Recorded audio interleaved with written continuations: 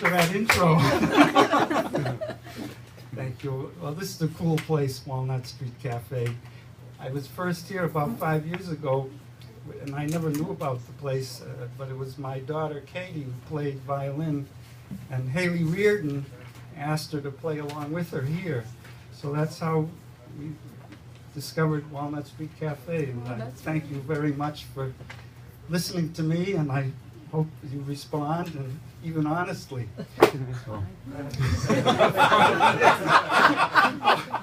Enjoy it. Going with the intro. I don't know what to do with the mic, so I'm going to... you put it over here. That's all right. You can do whatever you want. Okay. Signal. Oh, Yeah. why I'm here. I wanted to tell you a story. That's why I came. Yeah. And I want to thank Judith Black and her workshop that I recently attended to learn about storytelling. And there's a family story I want to tell you all about my grandfather's 99th birthday. My grandfather's name was Otto. And when we were small, we called him Grampy Otto. When we got older, we called him Gramps. He had one child who was my mother. When I told this story at Judith Black's workshop, everybody asked me, you only talked about your grandfather, you never mentioned your own father. So I'm going to introduce my grandfather, I'm going to first introduce my own father, and then my grandfather Otto, and then me. And if you forget the order, that's all right, because I'm going to tell you when it happens. So.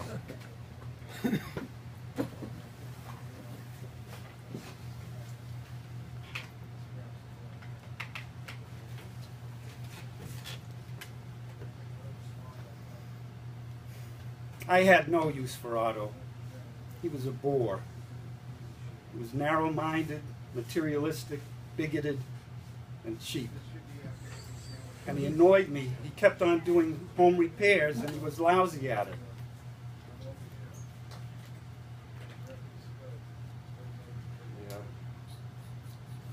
I got this picture here that shows him doing some home repairs. He's doing the grout in our bathroom on tiles. I popped in for the picture, but you see there's no grout on my fingers. I don't do that.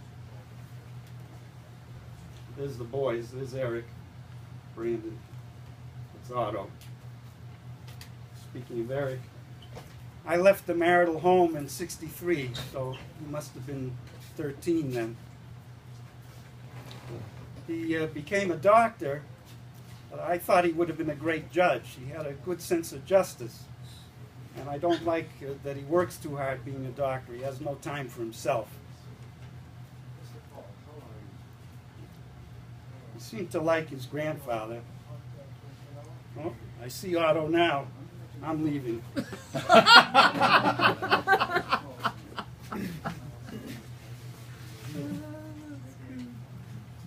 Oh, Gramps.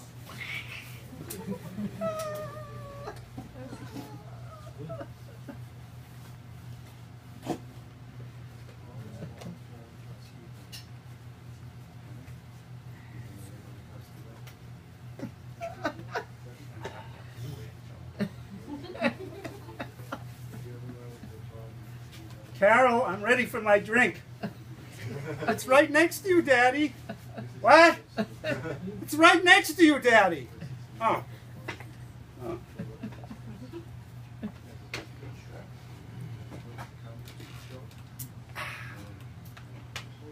I'll tell you how I got started on these. I was an accountant for the IRS. I audited corporations. I'd go into the office, the corporate offices would have the stack of books on the desk. There'd be a box of cigars, bottle of whiskey. They'd close the door and leave me to my work. People ask me, how did I get to be 99? Big deal, I'll tell you. I signed up for the Navy in World War I. And when they called for volunteers, I kept going to the end of the line. So I never got sent overseas. But I still got injured in the war. I played baseball for the Navy. I sprained my ankle. The doctors stateside they had nothing to do, so they put me in the hospital for a week. Big deal. Speaking of hospital, that Eric, I used to go to Beth Israel, but when he became a doctor, I went to Salem Hospital. He's my doctor. Yes, sir. I see the little guy coming now.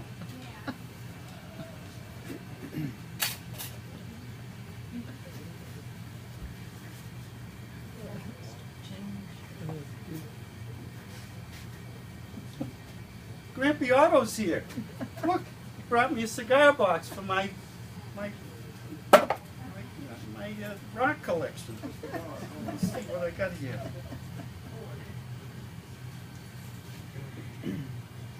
Boy.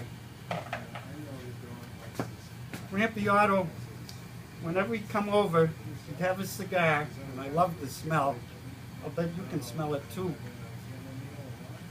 He'd always offer me a puff. He said, take a puff of my cigar. So finally, I took a puff, and I just choked and coughed. I didn't like it. And whenever he comes over, he says, here, have some whiskey. It'll put some hair on your chest. So one day I tried it. It tasted like medicine. I don't know why people like that. And every time he comes over, and every time he leaves, he gives me a kiss on the lips. I don't know if I like that. But I like when he comes over every Saturday, and he fixes things in the house, and he lets me help him. And then Saturday night he takes us to the movies, and Sunday he takes us to China Sales, and then to Friendly's for a Sunday. And when we're at China Sales, he says he'd like the lobster, but it's too expensive. So sometimes he has shrimp with lobster sauce. And then when we're at Friendly's, he says if you want nuts, you have to pay the 5 cents yourself.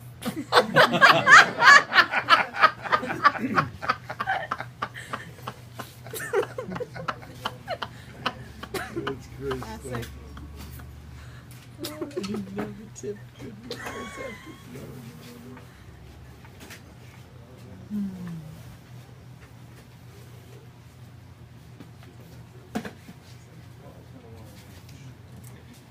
My grandfather was born in 1896 in Vilna, which was in Russia at the time. His family came over to New Haven when he was 6 years old. He went to Yale, and then when his family moved to Boston, he went to BU. He got his accounting degree.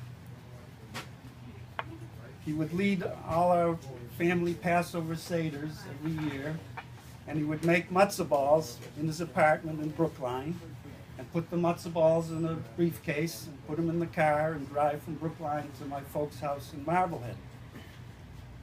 But on the way, he would stop at Suffolk Downs. He would bet on the horses. And he would stay for the daily double, so he was there a while. And even when he stopped driving when he was 95, he would take the green line from Brookline to the blue line to Suffolk Downs, and then we'd pick him up at Wonderland, take him to the folks' house.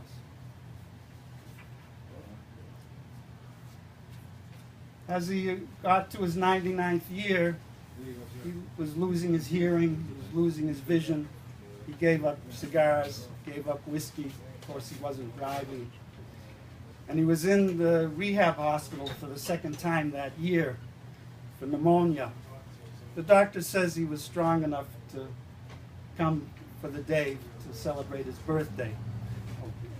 He celebrated his birthday on Columbus Day because he didn't know when his birthday really was, and that's when he always celebrated it. And there were 6 others of us in the family who had October birthdays too. So my mother made it an Oktoberfest, a big deal for all of us. So we picked him up at the rehab hospital. We drove him to the new